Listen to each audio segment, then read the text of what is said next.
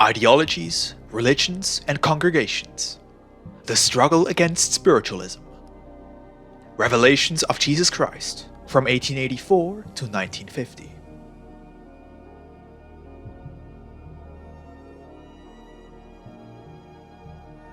Thus saith the Lord.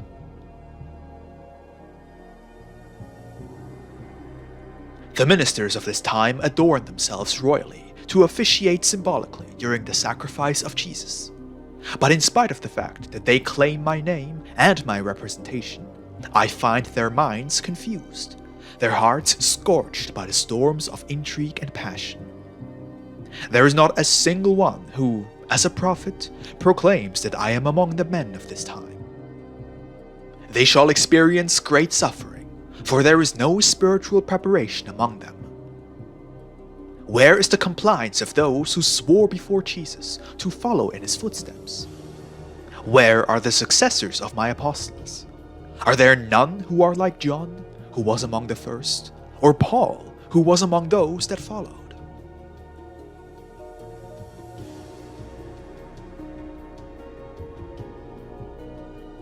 That is why the Master approaches you once again to resume his instructions. I can already see the new Pharisees and scribes charging at me, full of hatred. That is the moment in which I will ask, where are my disciples? And when those who are arrogant, those who are fraudulent, those that fear to lose their power, and those threatened by my truth, mock and persecute me, tempests and storms shall be released. It shall not be I who will collapse beneath the weight of the cross, but rather those who demanded that he who gave them life be sacrificed.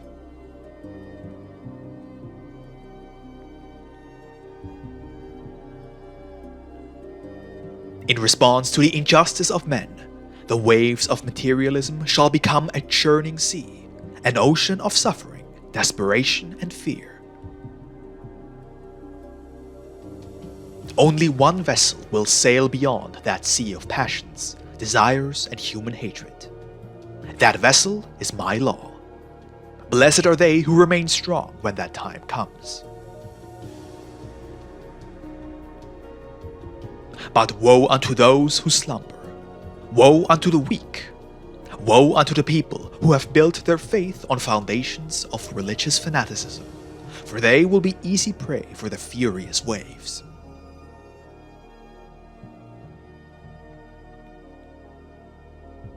Do you not foresee the battle, humanity? Does my word not move you to prepare and defend yourselves for when that time comes?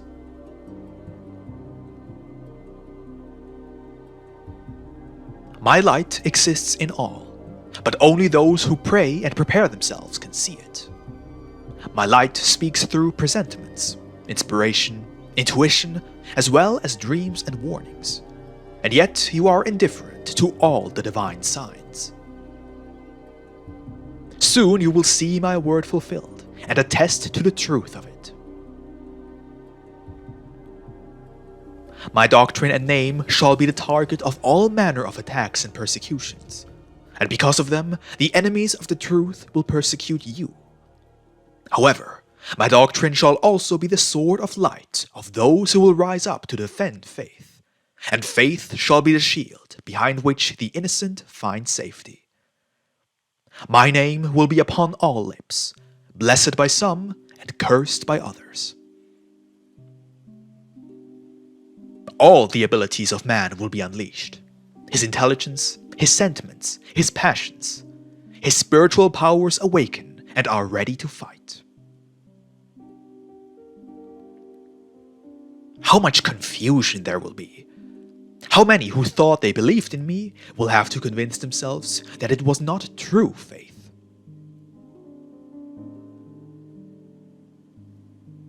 In many homes and hearts, the light of love and hope will be extinguished. Children and youths will have no other God but the world, and no other laws but those of the earth.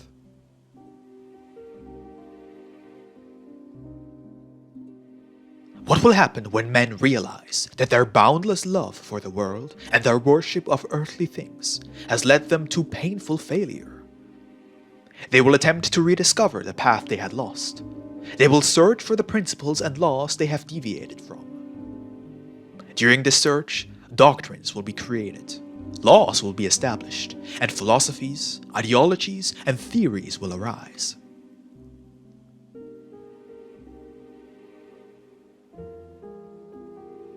All of this will be the beginning of a new and great battle, but not one induced by the selfish ambitions of earthly power.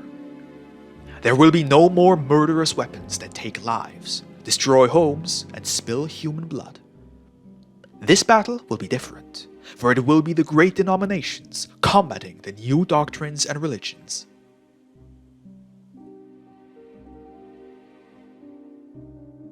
Who will triumph in this battle?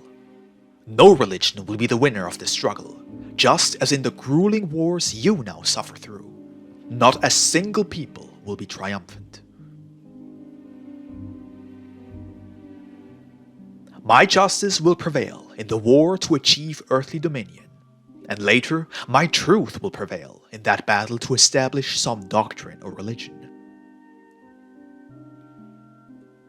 The only supreme truth will shine like the light of a bolt of lightning during a stormy night, and everyone will behold this divine flash of light, wherever they may be.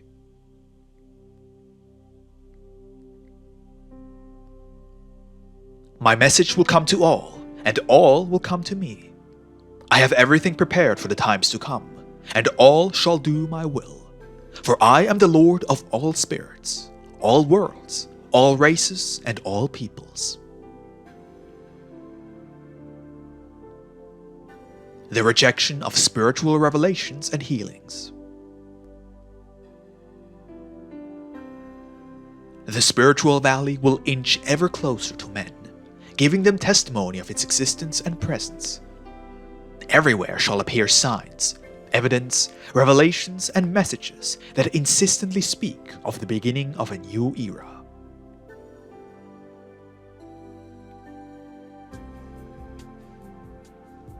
There shall be struggles and upheaval among the peoples, for the representatives of denominations will sow fear in those who believe those messages, and science shall deny the truth of those occurrences.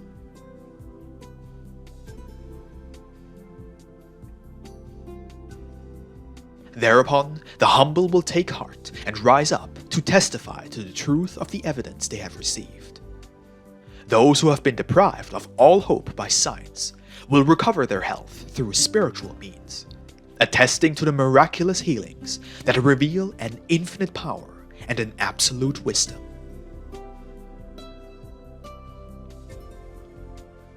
From among the humble and unknown shall arise men and women whose illuminated words will surprise the theologians, philosophers, and scientists. When the struggle reaches its peak, when the poor are humiliated and their testimonies denied by the arrogant, that will be the moment when Elijah brings the scholars, the lords, and the rulers to justice, subjecting them to scrutiny.